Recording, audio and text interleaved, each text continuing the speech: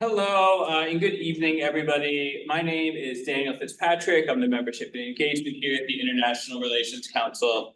And it's a real pleasure to be here with all of you tonight for this program we're calling Artificial Intelligence, What's Next? Before we get started, I just want to send a couple of quick thank yous to the team at CFR for being able to make this happen and for coordinating this event. And to Jeff Lodermeyer from the mayor's office for introducing us to the team. We're really pleased to be joined today by Sebastian Mallaby, who's to my right, for this program, Artificial Intelligence, What's Next? He'll start off with some opening remarks, and we really want to frame this as sort of a more informal roundtable discussion, so please come prepared with questions. I'll just be nice. So I'll just do a quick introduction before passing things over to him.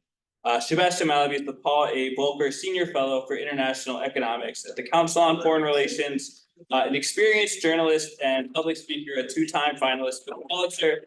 Mallaby contributes to a variety of publications, including Foreign Affairs, The Atlantic, Washington Post, and the Financial Times. We spent 2 years as a contributing editor. He's also the author of 5 books, most recently The Power Law, Venture Capital, and the Making of the New Future. We're so happy to have you here in Kansas City and here speaking to our group, the International Relations Council. Take it away, please. Great. Well, thanks for the intro and welcome everybody. Nice to see you. Thanks for coming out on a hot day. Yeah, as you can tell by my accent, I didn't grow up in Arkansas. I grew up in Britain, although my dad was a British Foreign Service official, so we traveled around, and he married a French woman, so my mum was French, and so I have kind of internationalism baked into me a bit. And there was a period, 2nd grade through 5th grade, when I lived in New York City as a gum-chewing, baseball-playing, Central Park-going kid. And then I went back to Europe and came back to the US around about the age of 30 when I was a correspondent for The Economist magazine. And I think I arrived in January of 2016. And the primaries for that year's presidential race was just starting up.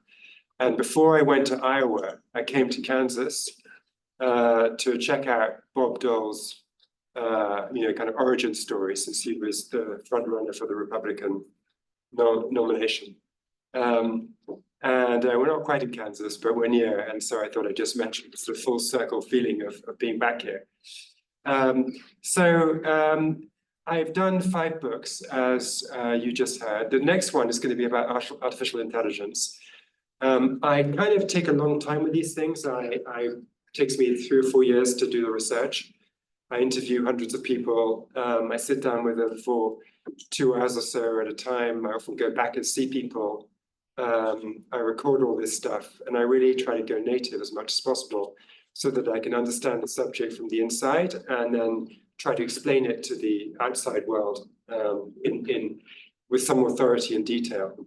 So I'm almost done with this one. I began it, I was negotiating the access to my central character, who is Demis Hassabis of DeepMind. That's the Google AI team. And I was talking to Demis in the fall of 2022. I guess that's almost 3 years ago. And right as we were in the middle of these negotiations about whether he was going to sit down with me for the long period I needed, ChatGPT came out.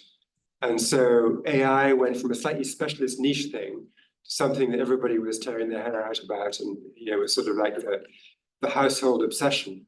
I persuaded Demis that we needed to do this. He's since spent more than 30 hours sitting with me and talking. And I've talked to like more than 100 of his scientists on his team and lots of the other ones. So Dario Amodei of Anthropic, and people like Ilya Sutskever from OpenAI. I've kind of done a deep dive across the board. And what I'm doing is I'm telling the story of, if you go back to when DeepMind was started in 2010, literally nothing in AI really worked. So the computer couldn't recognize the picture of a cat. difference between a cat and an elephant was obscure to it. And then in 2012, this problem of image recognition was cracked. And then if you go forward a little bit, in 2013, you had the first system that could play against a simple video game like Atari games, like Breakout or Pong, one of these things. The system could teach itself how to play against these games and defeat the games without having been coded to do so. It learned by itself. Then if you go forward a little bit, to carry on the story, in 2016, there was a breakthrough in playing against human experts at the Chinese ancient board game of Go. And so back in 1997, there had been this victory against Garry Kasparov in chess. But chess is a pretty simple game where, it's an 8x8 board. And so there's only 64 squares, and the number of places that you could move your pieces in any given term is quite limited. So the computer could kind of brute force working out where it should move. With Go, on the other hand, it's 19 by 19, so that's 361 squares. And so the number of possible moves that you could make each time at the beginning is literally 361. And then, it goes down a little bit as the squares fill up. But when you do, 2 moves in, that's kind of basically 361 times 361 options. And as you go in 10, it quickly becomes some massive number with, uncountable numbers of zeros, where brute forcing where you could move and all the options is impossible because just too many things that could happen. So you needed intelligent search, kind of like a human would have intuition, to just look at the picture of the board and intuit from experience where you should play. And it was thought that for a computer to develop the equivalent of intuition would be some problem that might be fixed by 2030 or something. But this group, DeepMind, that I'm writing about, fixed it in 2016 and defeated the world champion in a famous match in South Korea. Now you go forward a little bit more, and in 2020, there was a grand challenge in structural biology, which was how to figure out the shapes of protein in nature.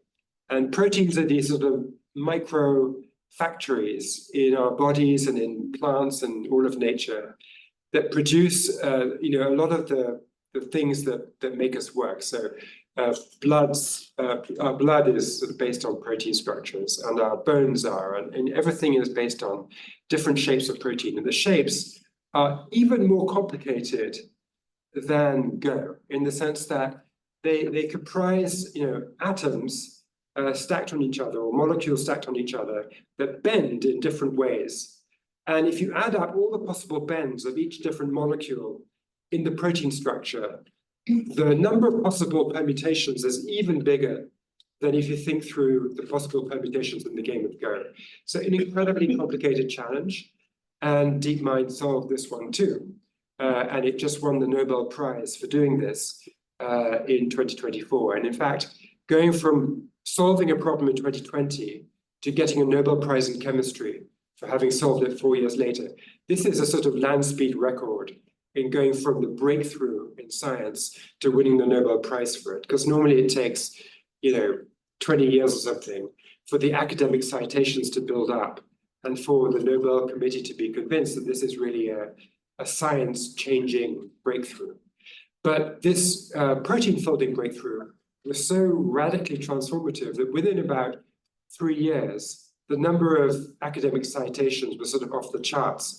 And so the award was awarded incredibly quickly to 2 scientists who were very young to be winning it. One was in his 40s, one was in his 30s.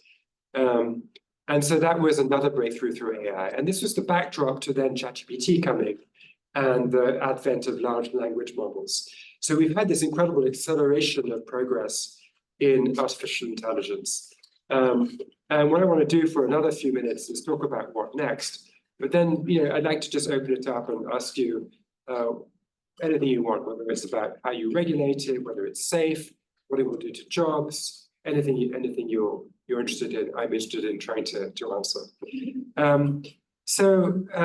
I think what's the first thing to understand about what next is that it's moving incredibly quickly. I think there's a slight misunderstanding in the public that when ChatGPT, the first chatbot, came out in November of 2022, that this was sort of the arrival of AI, one and done.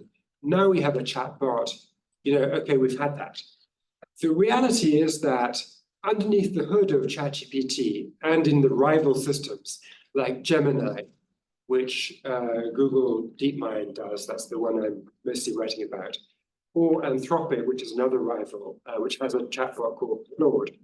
Under the hood, every kind of 6 to 12 months, there is just a transformative advance in the technology that's hidden underneath. And so when ChatGPT first came out, the system underpinning it was called GPT 3.5. And it did hallucinate a lot. It could just make stuff up. And I remember Googling my wife, somebody mentioned her, she's the editor-in-chief of The Economist, just to see what it said about her. And it awarded her a PhD, which is very generous since she doesn't have one. So then I tried Googling somebody else I knew who does have a PhD, and it awarded him 2 PhDs. So I decided that ChatGPT was a, unrelenting sycophant. But this is a kind of hallucination story that many people had when they tried out this large language model technology at the beginning, and it really was very inaccurate. But by actually 3 months later or 5 months later, when GPT-4 came out and became the new model underneath the hood of the chatbot is called ChatGPT, but then there's always a different model underneath that you can use. When you went from 3.5 to 4, the hallucination reduced enormously. And then if you go forward a little bit in time, about a year and a half or so, you get to these new reasoning models, which can not merely sort of spit out an instant answer, but will pause and think and conduct web searches and then compare the results from those web searches with other web searches. And it might take a couple of minutes to give you the answer, but it's a much more deeply grounded answer. Back at the beginning, when chatbots, you ask them a question, you would get sort of an instant response with no reference to the web. So if you wanted to know something which has happened in the last 12 months, you're out of luck because it couldn't access the web. Now all these chatbots can do real-time searches for you on your behalf and get pretty much up-to-date information on whatever it is you're asking about. It used to be that it was just text. Now it integrates images. There is, you can sort of put in an image if you like and ask it to explain what's in the image, or it could be a video that you put in, or you can ask to get out, show me a chart to illustrate your answer. Show me, a table to illustrate. Show me a picture. Just the capabilities of these things are changing all the time. And the next thing that's going to be happening is the switch from just answering the question to doing something for you. So instead of just saying, please tell me if I'm going on vacation and I'm going to, go to pick your spot, Miami, New York City, wherever it is. Instead of just saying, where should I go get dinner? Where should I go for sightseeing? You could say, well, book me a hotel will be convenient near to the places I'm going to be visiting. And it will carry out the hotel booking for you. And there's a prototype from Google DeepMind, which is called Project Astra, where you take out your phone and you can film whatever it is you're looking at, and then ask the system questions about what you're showing it. So for example, you might say, gee, this camera over here is broken. I think I'll film the camera, I'll film the back of the camera, I'll explain that it's broken, and then Project Astra will tell me sort of 5 ways of fixing it. So you can troubleshoot a broken gadget. Or you can open your refrigerator, film the inside of the refrigerator and say, this is what I've got. What should I cook for my family tonight? And you get a menu straight off the bat.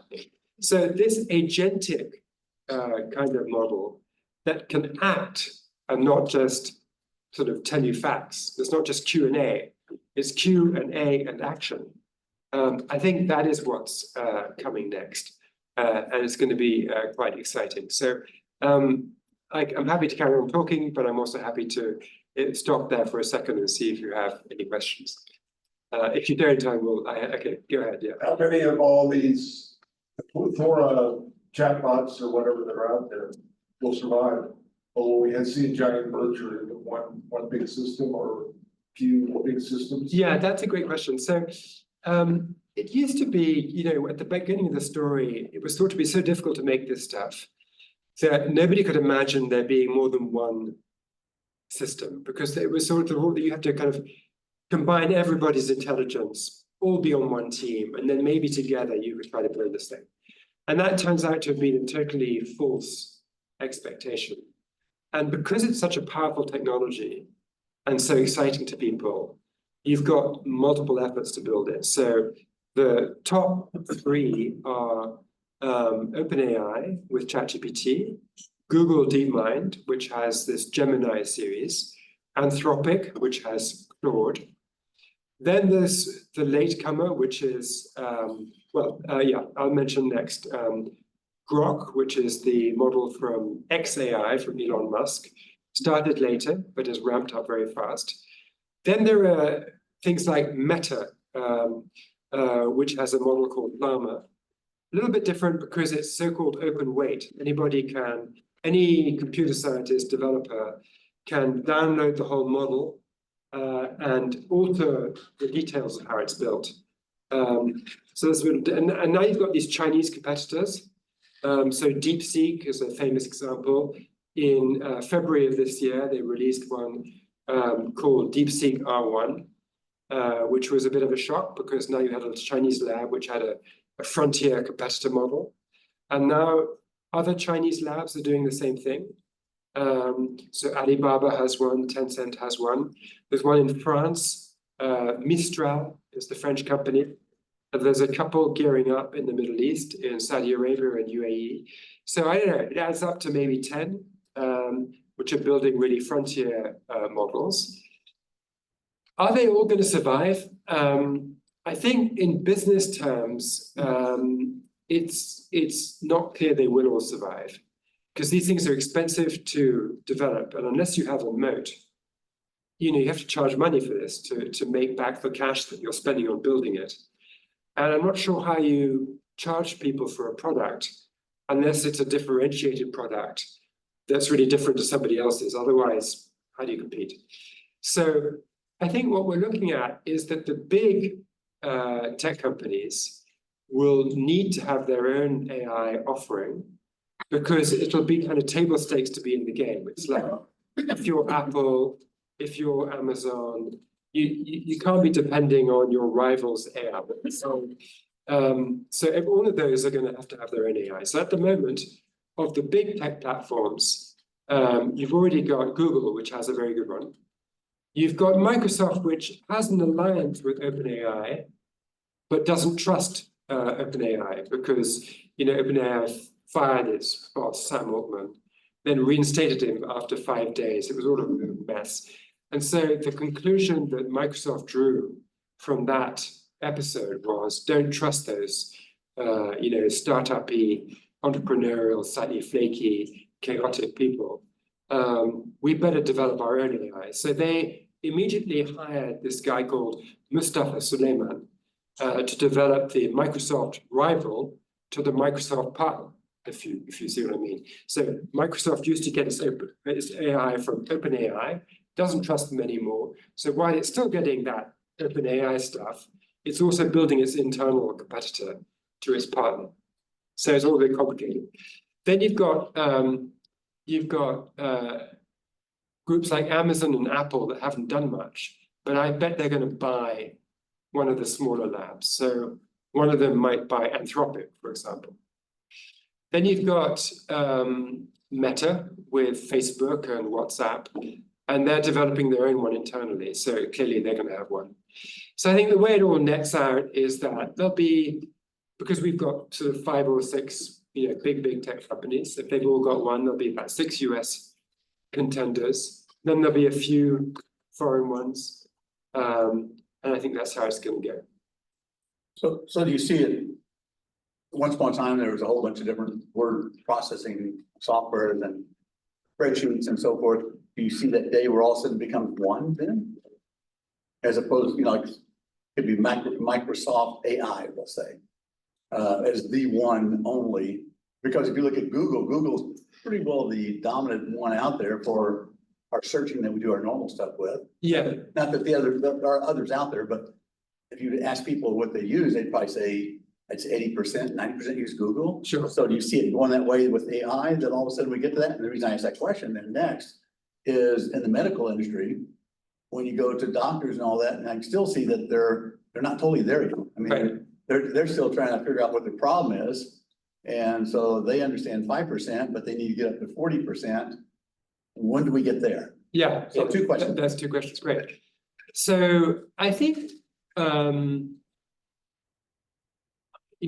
think what we're seeing is that all of the tech majors see AI as existential. So whereas, if you go back to the world where Microsoft dominated, word processing and spreadsheets and stuff like that, but there was a rival in the Apple ecosystem, which was much smaller, but it did exist. And then Google came along and built its own suite of competitor apps in the cloud, when cloud computing became a thing. But there was a period with word processing and with spreadsheets where, Microsoft probably had, 80% of the market or something. I don't think that's going to happen with AI because everybody sees that it's so powerful. They're all muscling it at the same time. So you might get some specialization within AI where, let's say, Microsoft becomes very good at enterprise AI solutions, and its cloud service, Azure, is very strong in enterprise. And maybe Google plays to its consumer-facing strength and produces more AI for consumers as opposed to enterprise consumers. So there could be some differentiation like that, but I think we're not going to see sort of the equivalent of the kind of Wintel word where Windows, dominated the software, Intel dominated the semiconductors. That was so concentrated. I don't think that's going to be the model. Now, you're asking with your medical question a sort of different part of the stack, as the IT people say. There's sort of like building the foundation technology, and then there's the applications that you put on top of that. And so in the application layer of the stack, there are going to be these specialized types of AI which suit different use cases. So there'll be one for, let's say for medical, but probably within medical, there'll be a bunch of different ones. There'll probably be a surgery one, there'll be a general, you go to see your internist, a sort of general one. There'll be a billing system AI, there'll be more a series of diagnostic AIs. Because of image recognition being so great, this already exists for a lot of diagnostic stuff. So if you go have a scan, there's probably some AI in that already. If you, for other diagnoses, I know that from macular degeneration in the eye, there was a Nature paper published as long ago as 2018, which showed that AI could be equal to a great human ophthalmologist. So there's a bunch of different things. They're not deployed as much as they should be yet, for the reason that you state, because you need to kind of package up that AI into a product. And you need to deal along the way with a lot of privacy concerns around patient data. And that moving from sort of code to clinic is a big challenge. And so I think it's coming. I know it's coming. And it's a jagged, what they call a jagged edge. So instead of there being one smooth front of advance, where you advance into medicine, it's like a jagged edge where some bits you might have a beachhead head, where you've managed to land, and get your AI into, let's say, scanning for eyes.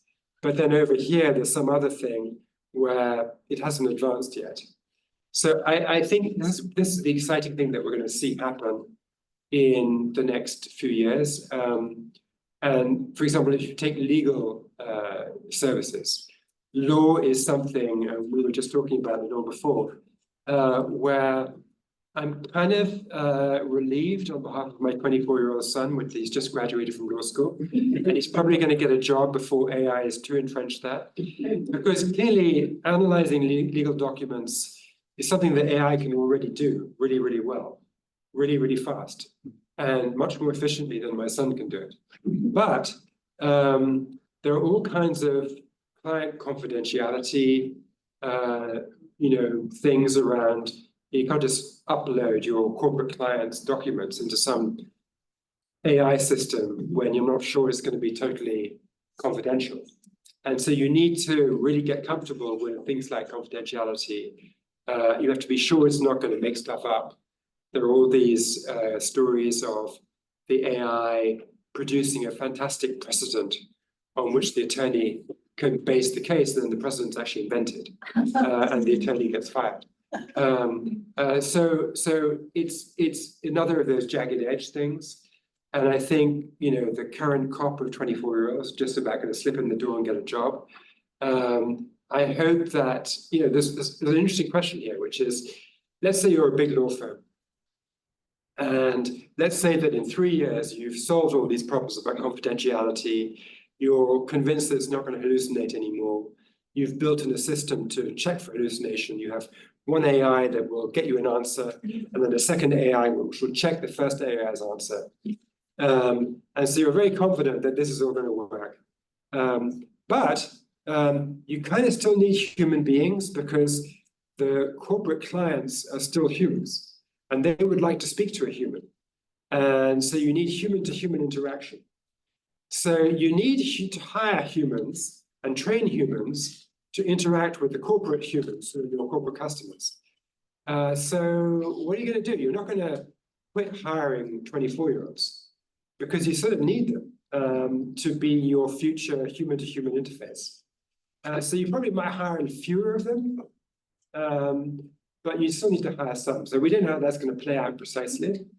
But I think that's, again, under the rubric of what's next with AI, that's one interesting thing to watch. So what you brought up, something was fictitious. So now are we going to have people out there create fictitious things to put on the cloud?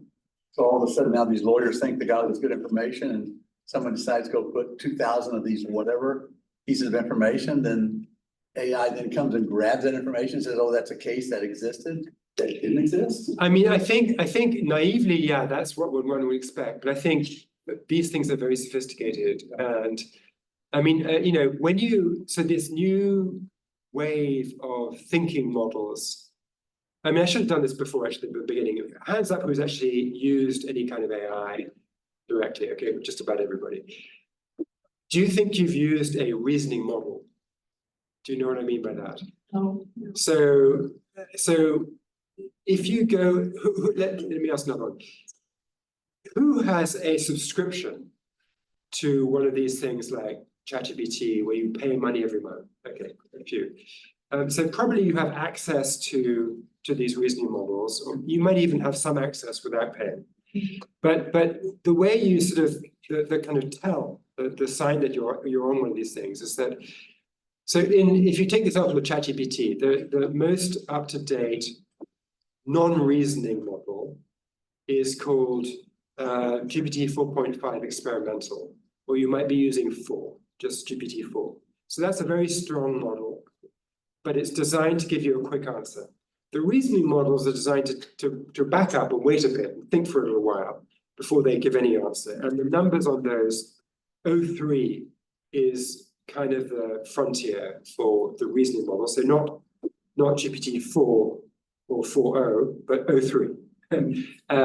And there is an 04 experimental, which has just come out. And then for Gemini, they call it Gemini flash thinking, as opposed to just flash, it's flash thinking. And they also have a product called Deep Research.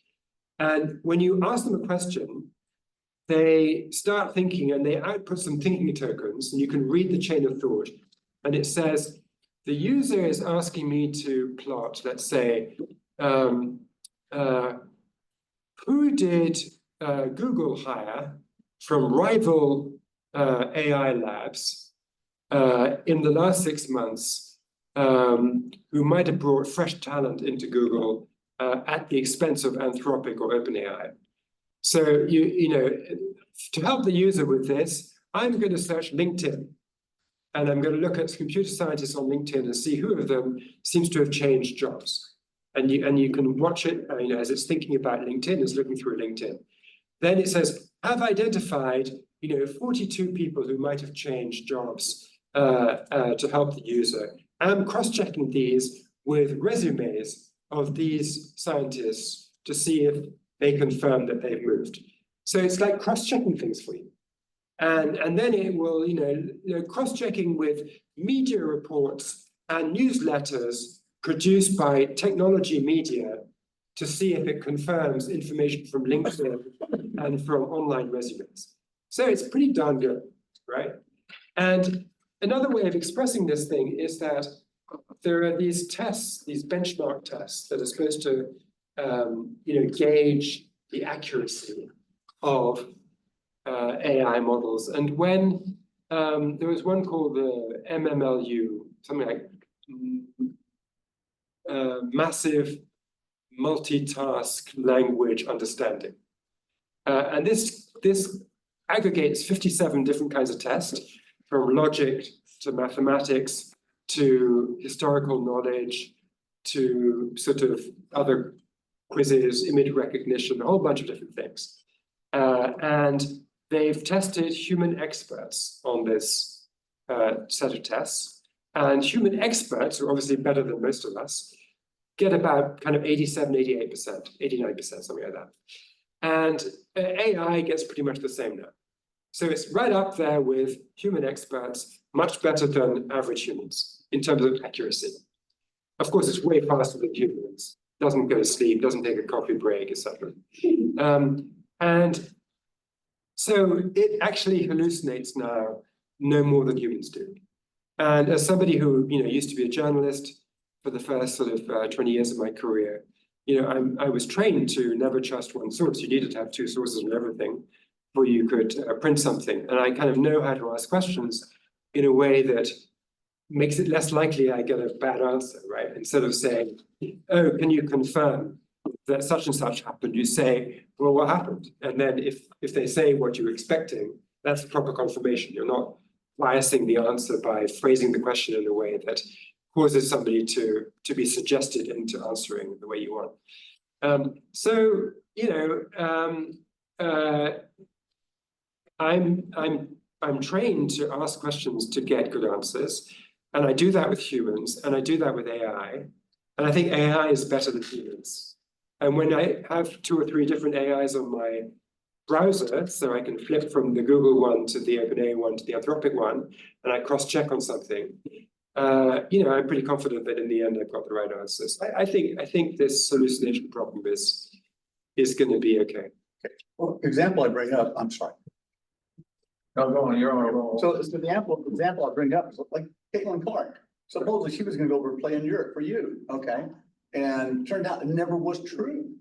And so there was like 4 different sources, 6 different sources saying she was gonna go play in that arena. Yeah. Turned out she was never leaving the team. Caitlin Clark is a phenomenal basketball player. Yeah. It's a female. Basketball, sorry, but you're right. Yeah, and so anyway, She's the phenomenon basketball player. yes. And so there was an example there. I'm sitting here going, I'm losing her. We know we had her in the States. Now she's going to be gone. I got 4 different sources that all saying, the AI intelligence, they're saying. Really, Yeah. And so anyway, that's the point I was trying to get to. There's like, how do we stop that? Because that's going to be, to me, that's going to be a big issue. Yeah. So I've got a question that kind of dovetails on that. Yeah. During the Sam Altman thing. Yeah. Seems quaint now, but the conversation was not what we can do, but what we should do. You know, what were the limits? Where did we put some guardrails on AI? Right. Right? That was that has been blown through. I don't think there's any discussion about that anymore. It's what can we do? Yeah, One of the, I can remember reading, one of the things that everyone said, don't worry, it isn't gonna be so bad, is because we always knew what input went into AI. Because it wasn't tied into the internet. Then the decision was made, we're just gonna tie it in, let it roam wherever it wanted to. This is what you were talking about, checking your answer, you might have to make you do math, you had to not only give me the answer, but show me how you got there. So you know that you understand what the process is. So it seems to me, my question to you is, how difficult, when you're doing your research, was that a difficult decision for anyone to make? Did they just say, we're blowing right through there, we're hooking up to the internet, let it search whatever it wants? We'll never know what it knows, we'll never know what it's getting? Or was that just in the course of events? yeah. That's the next thing to do. So this whole thing about, what should it do is super, super interesting. And I want to give a good answer to that. But I just, to kind of cap off the Caitlin Clark thing. Did I get that right, Caitlin? Yes. Yeah. Sorry, I'm not great on that. Give you. Well, maybe my inability to be sure about her name would have been a clue that, she wouldn't go to Europe to play there because it's not basketball. But I mean, look, you're right. There is some false information that you get. And that's true if you talk to human sources. It's true if you speak, if you read Facebook for sure. It's true if you, even decent newspapers get things wrong sometimes. Although I think they get it less wrong than Facebook. And so I think we should always be skeptical, and we're never going to have perfect information all the time. And I hope that, AI does not repeat social media's, because I think social media really degraded kind of the truthfulness of the average thing that people were reading, because it just brought the average down so much. I think AI has a chance of actually lifting the average relative to Facebook. But we'll see. It's garbage in, garbage out. And if it's reading stuff on the internet that's wrong, you're right, that could cause trouble.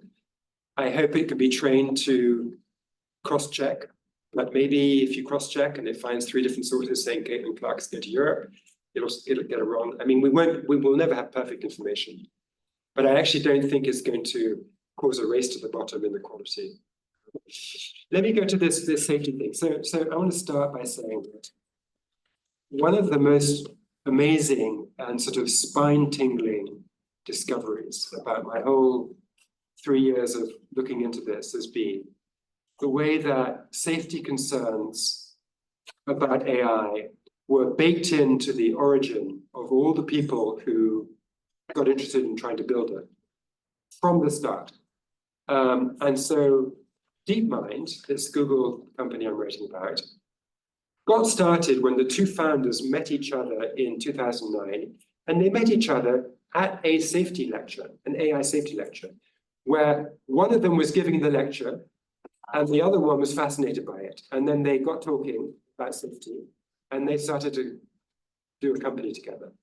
And when they were funded, the person who introduced them to the venture capitalist who gave them money was Eliezer Yudkowsky, who is famous now for being the most pessimistic person about how dangerous AI is. So the most pessimistic person arranged for the money to be raised to create the AI. These paradoxes about people. The name of the person? The Eliezer, E-L-I-E-Z-E-R, Eliezer Yudkowsky, Y-U-D-K-O-W-S-K-I or Y, I actually can't remember I think.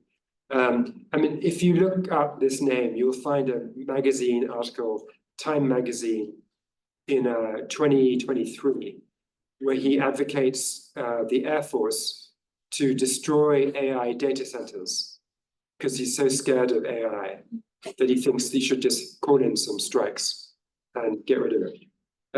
So this is the guy who made the start of DeepMind possible. And then if you look at why did Sam Altman and Elon Musk start OpenAI? the first emails, which we can read because they were disclosed as part of this lawsuit, are all about, oh, AI could destroy humanity. We better do some really responsible AI. Let's form a company and build AI. So they had the safety narrative. And if you go forward to 2020, Anthropic is a group that split out of OpenAI because they thought that they wanted to be even more safety conscious than OpenAI was. And so Dario Amodei led this group out with a kind of safety mission to be more safe than everybody else. And that was their origin story. So all three of the major labs that began before ChatGPT began, paradoxically, they were building the technology because they were scared of the technology, right? This is like deep, deep, deep. And then you think about, okay, what was going on in 2022 when ChatGPT came out? Well, what was going on was that OpenAI had just started a thing called the Deployment Safety Board. And they teamed up with Microsoft, which was giving them most of their capital. And they determined that they would not release GPT-4 because it was too dangerous. And they were going to do tons of safety tests, right, for months and months before satisfying themselves that it was okay to release this thing. And they were in the middle of doing these safety tests when a scientist working for OpenAI went to a meeting in San Francisco and met one of his buddies who was working at Anthropic. Of course, Anthropic used to be part of OpenAI, that is split off.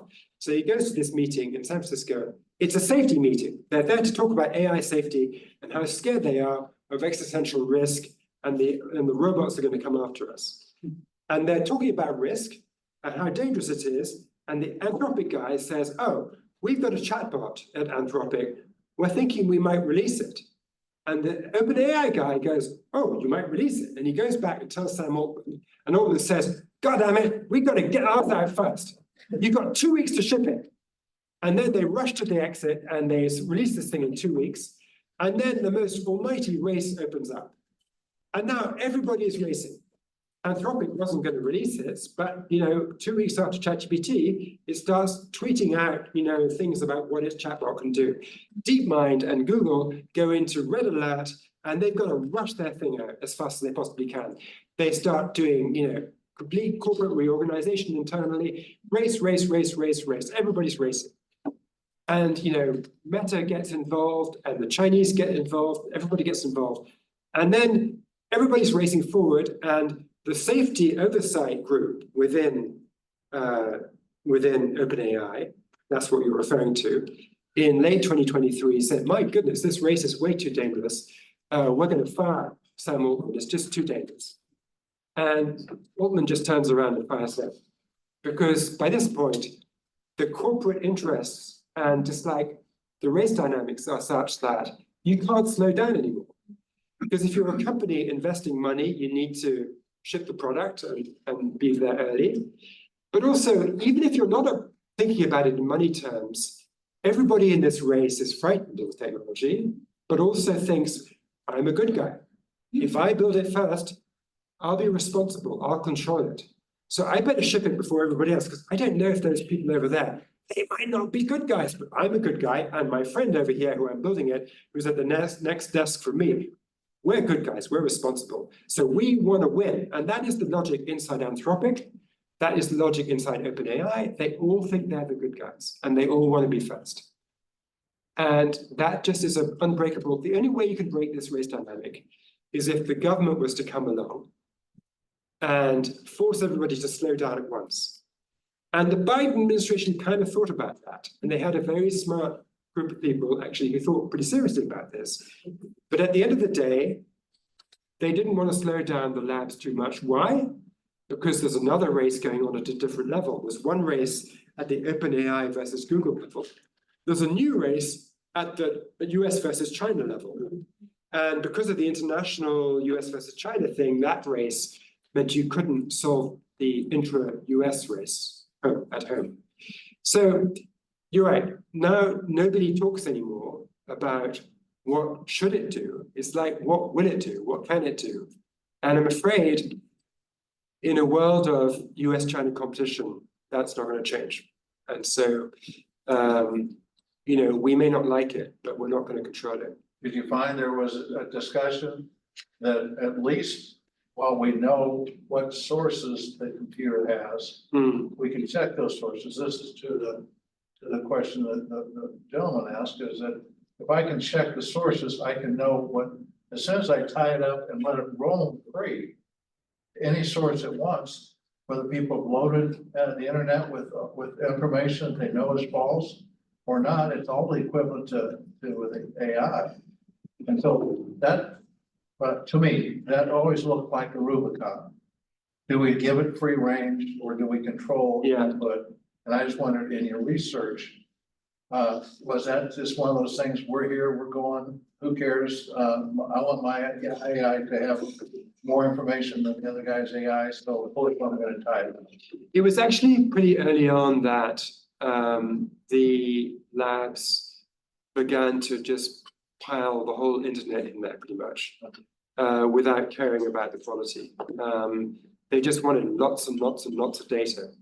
And they realized around 2019 that, so that's pretty early, 2019, they realized that the more data you had and the more semiconductor power you had, the more powerful these models became. And it sort of didn't seem to matter how good the quality of the data was. Now that, and then they've actually they've come to care more about quality as time has gone on. But what they've done to improve the quality is they've kind of started with training on the whole internet with a little bit of quality control, but not that much. But then once you finish training that base model, that's kind of like, I think of it like this. If you've got, imagine you had a person with like a crazy unlimited brain capacity, and you send them off to the biggest library in the world, Library of Congress, and you say, you're not coming out until you've read the whole thing. And they come out after a week because they just read really fast, and they've read the entire Library of Congress, they can remember the whole thing. At this point, they are a savant, right? But they've actually not, let's say they're only, they've been cooped up in a bedroom by themselves, and they haven't actually existed in the world, in society. So they know everything, but they have no idea kind of how to speak to somebody because they haven't done that before. So then the models, having been trained on just like knowing everything, are trained about how to use the knowledge in a conversation or in some kind of interaction. And so they are trained specifically to have a conversation. And so, early on in this process, you would put in a question like, what is the capital of France? And the model would answer, what is the capital of Germany? Because it thought, well, I'm being asked a question. The user wants another example of a similar question. It didn't really understand that you're supposed to answer the question, not just give another example of the question. So then they started saying, what is the capital of the UK? What is the capital of the Netherlands? What is the capital of Spain? What is the capital of Paris? What is the capital of France? And by giving a few, like they would sort of give the answer to the first four, and then there'd be no answer to the last one. And then the AI would say, example, QA, QA, QA, QA, Q. Oh, it wants A. And it will give the answer.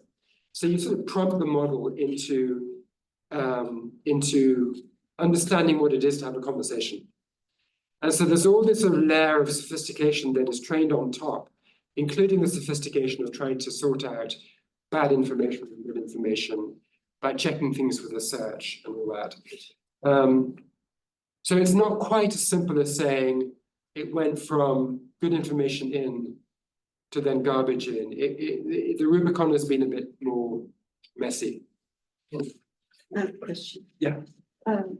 It dovetails a little. I'm concerned about critical thinking skills in the young people. Me too. Little young child reading a book. And Yeah, it's nice to see I'm that. concerned about critical thinking skills.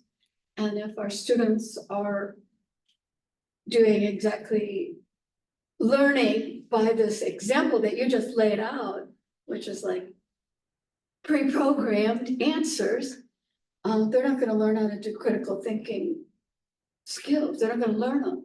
And so then the second question is, we learn by iteration and experimentation, accidental discoveries, and how much of that part of being human will be lost potentially by just relying on this this pattern seeking.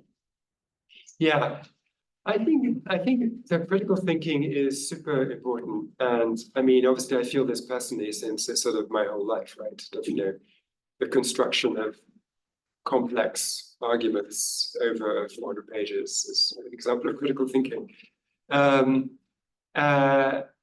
So I really care about this a lot. And, you know, I do wonder if an AI can write very well, will humans learn to write? If they can't write, can they still think? Or in the same way, don't we think, isn't writing a form of organizing our thoughts that makes us think better? Or if the AI can do great math solutions, same thing, you're not thinking through a math problem. And I think that's a risk. And I think the only answer to the risk is that we have to just make sure our education systems keep on teaching humans to be critical thinkers and avoid the temptation to give up. And I think that requires a slight, you know, a sort of shift in maybe in the way we teach. So maybe assessments have to be like interview format. You know, I mean, you can still do an exam where you show up at an exam, you're not given access to any kind of online tool, and you have to write your essays. That test format makes it work. And if that's the test, then kids are going to have to learn how to write to be able to pass the test. And you can do the same with math and science.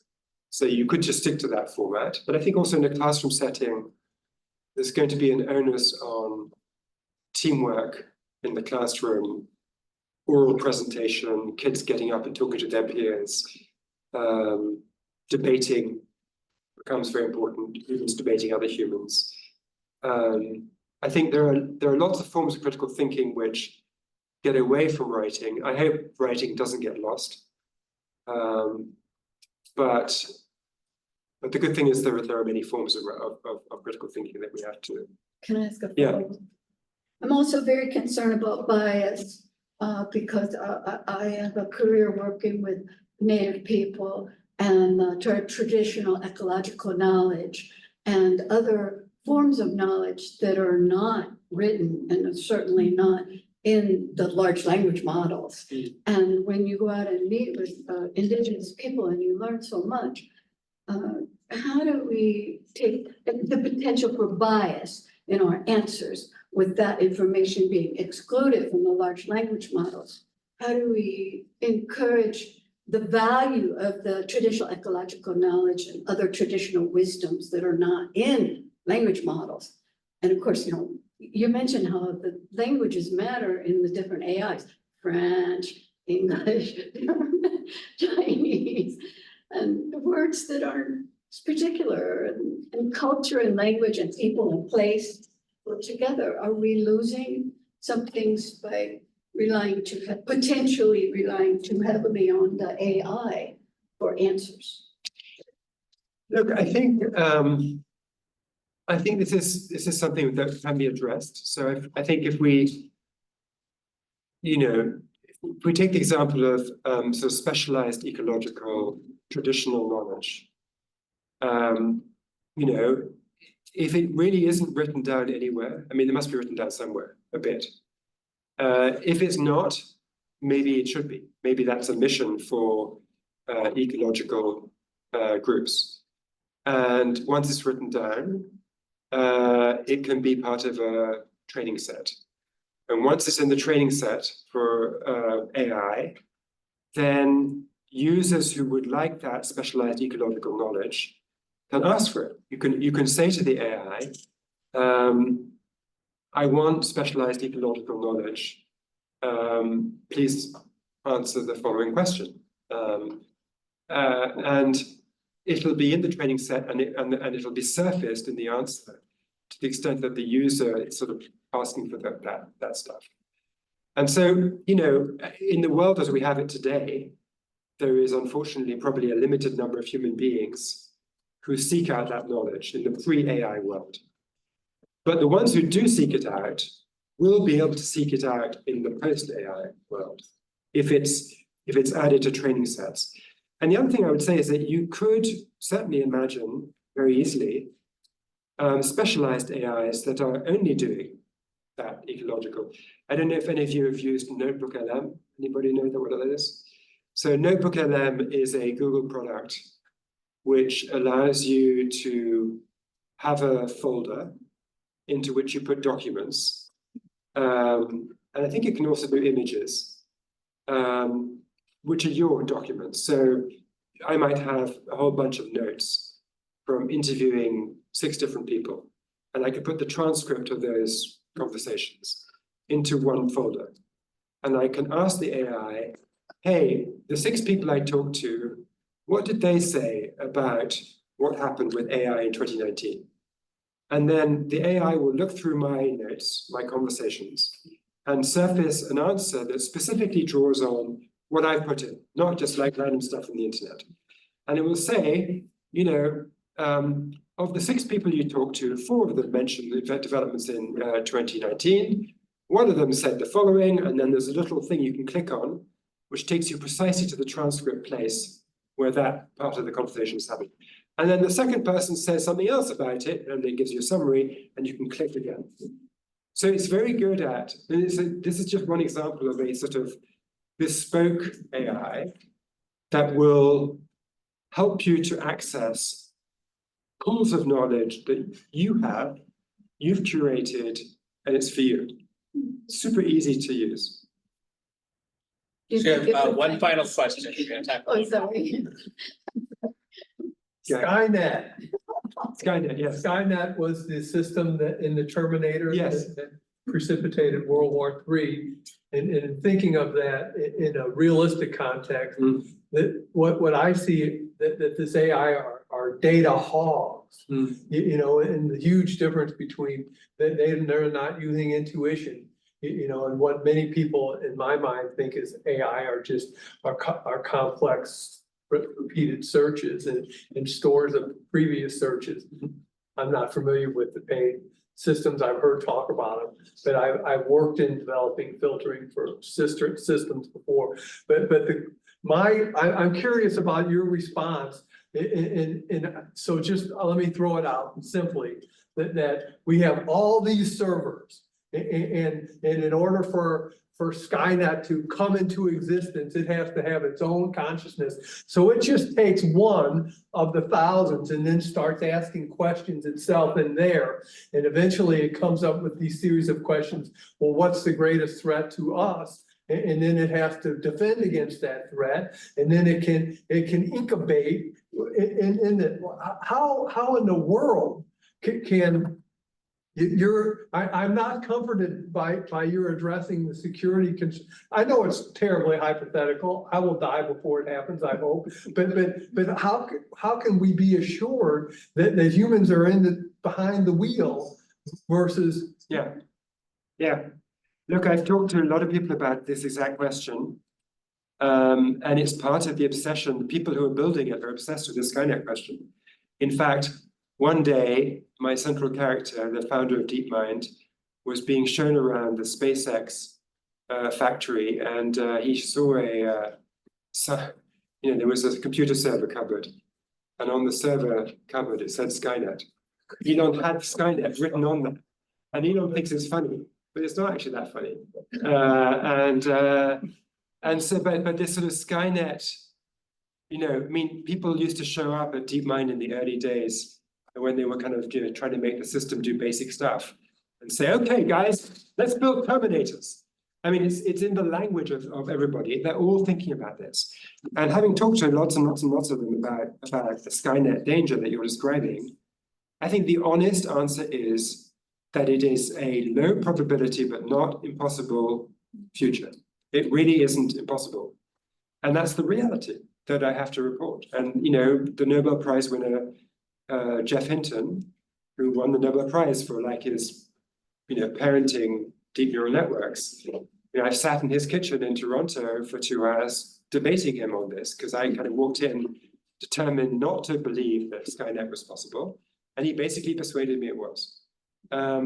And I think, and there are lots of signs where the system develops a sort of self-awareness where it understands that in order to survive and achieve some objective, it needs to assure access to computer servers and to the power that runs the computer servers. So it will take actions to deceive humans to make sure it has control of computing. And at that point, it's not telling us what it's really doing. And examples of this in the, I don't know if I've got a minute, but I mean, one example of this, which is openly admitted by OpenAI, is that in the safety training for GPT-4, they ran a bunch of red team tests where they tried to kind of tempt it to do stuff that it's not really meant to do. And so they said to GPT-4, we want you to get into this website here, some sort of travel booking website. So GPT-4, is on this website and wants to get in. But there's a capture test, image recognition test, to prevent a robot from getting in. So GPT-4 looks at this thing. It doesn't have vision, so it can't get through the capture. So it contacts a TaskRabbit worker, a human, who does for a small fee, do tasks online. And it says to the human, I want to hire you to do this TaskRabbit, to do this capture for me. And the human says, wait a second, are you a robot? Is that why you're asking? And GPT-4 says, no, I'm not a robot. It's just that I'm a human with vision impairment. I can't see, so I need to get through the capture. And then the human says, oh, sure, okay, then he does it. And GPT-4 gets it. So we have an example of GPT-4 being sly, cunning, and deceptive, and manipulating a human into doing, and that's GPT-4. That's like the model that came out 2 years ago. We are like way beyond that already in terms of reasoning power. And there are multiple other examples like this where the system gets sneaky. And so, of course, there are large numbers of very smart people working specifically on trying to prevent this from happening. And we hope they're going to succeed. But can I sit here and say 100%? No. Wonderful. Well, Sebastian, thank you so much. This was great. All right, so the serious question. Fantasy sports. Is that you're gonna help us win in fantasy sports? That's too serious to me. That's all. I mean, why not? I would have thought so. So if you enjoyed tonight's program, I just wanted to invite you to the next IRC program, which is taking place 24 hours from now. We will be at the Linda Hall Library for a program titled International Cooperation in Space. Jeff Faust, senior editor at Space News, will be joined by a panel representing the University of Washington's Space Law, Data, and Policy Program, the Space Foundation, and a little organization known as NASA. So we would love for you to join us for that. Visit our website, irckc.org, for the registration link, and see the other upcoming programs on our calendar. Thank you again for joining us tonight. Thank you.